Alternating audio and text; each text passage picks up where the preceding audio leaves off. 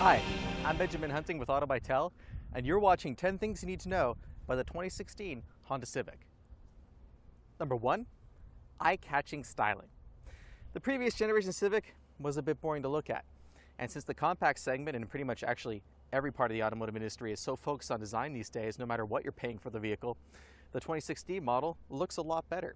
It's also 2 inches longer, an inch wider, and an inch lower, which fattens it up and places it well against competitors like the Mazda 3 and the Toyota Corolla. Number 2, bigger interior. Overall, the Honda Civic now has 3.7 additional cubic feet of interior volume for passengers, as well as 2.6 cubic feet of trunk space, which actually brings the total of the trunk to 15 cubes. That's a decent size, even if you're a mid-size sedan, which this car is not. In the back seat, you've got another 2 inches of legroom, which is not palatial, but it is a big improvement over the previous version of the car, which is really all you can ask for when looking at the next generation of a compact sedan. Number 3, noise, vibration, and harshness. Those 3 words together are the bane of any engineer's existence, especially if you're up against a price cap like you are when designing an entry-level car. Honda has done what they can with the Civic to make it quieter inside than the previous generation. That means focusing on the glass, focusing on the strength of the materials like the steel that goes into the vehicle, improving welds, adding insulation, all that good stuff, which altogether has made the car quieter inside and smoother over rough pavement. Number 4, available display audio. This particular model is a lower trim level. Notice the manual transmission. It's also got the base engine under the hood. But you can order the Honda Civic with display audio, which gives you a kind of glassed over look on the center console, plus things like Android Auto and Apple CarPlay, which are 2 interfaces for your various mobile devices.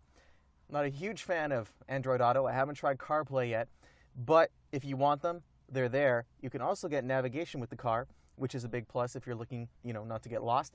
And overall, it's nice to see Honda kind of upping the ante in terms of what equipment is available with the Civic, one of its most affordable vehicles.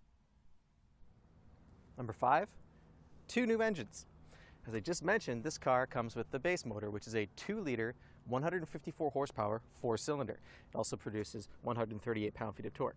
However, if you're looking for a little more power, you can go up to down to a 1.5-liter turbocharged 4-cylinder engine. That particular model adds 20 horsepower to the mix, bringing you to 174, and you also get 162 pound-feet of torque. Number 6, the 2016 Honda Civic is very fuel efficient.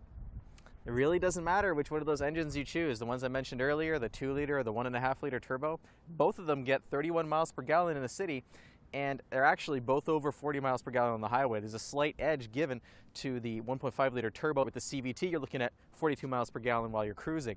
That's an improvement of between 1 and 2 miles per gallon, depending on configuration, compared to last year's car. In fact, if you want to consume as much fuel as possible, you have to really work for it, or should I say not work for it, and order the base model with the 6-speed. I think that one drops you under 30 miles per gallon tooling around town. But it's an impressive accomplishment that Honda has been able to take the small displacement turbo and the larger 4-cylinder without a turbo and give them roughly the same fuel economy. That means if you don't have a ton of money to spend on the car and you can get out of the 6-speed manual and into the CVT, even with the base motor, you're doing okay with the 2016 Civic. Number 7, a surprising number of upscale options. If you were to look at the order sheet of this car, you might have a hard time believing it's an entry-level compact, because you can get stuff like full speed adaptive cruise control. There's a rear view camera on every single model. You get lane keeping assistance. You get an automatic braking system with a forward collision warning. There is a catch, and that is that you have to order the continuously variable automatic transmission to even think about getting any of that gear, except of course the rear view camera, which is standard across the board. Number 8, decent but not sporty handling. This is an affordable compact car. It is not a Mazda 3. It's not even a Volkswagen Golf. When the road gets twisty, it's not going to put a smile on your face. That's completely fine. The car was designed for commuting, it was designed to be efficient, and it was designed to be reasonably comfortable. Go into it with those expectations, and you're not going to be disappointed by the experience that the 2016 Honda Civic gives you from behind the wheel. Number 9, a Civic Si is coming, and maybe a Type R.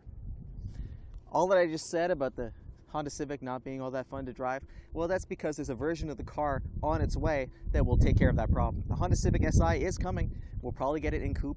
and in sedan versions like we did before, and it will probably have a hotter version of the 2-liter engine that's in this car, or perhaps the 2.4-liter that was available with the previous car. Number 10, 2016 Honda Civic is affordable, but not the cheapest compact car out there. The car that you see behind me, the base 2-liter with the 6-speed manual, will cost you $18,640. If you want to spend all the money in the world on a Honda Civic, you're looking at about $26,500 for a 1.5-liter turbo with the CVT and a lot of bells and whistles. Thank you for watching. 10 things you need to know about the 2016 Honda Civic for Auto by Tel.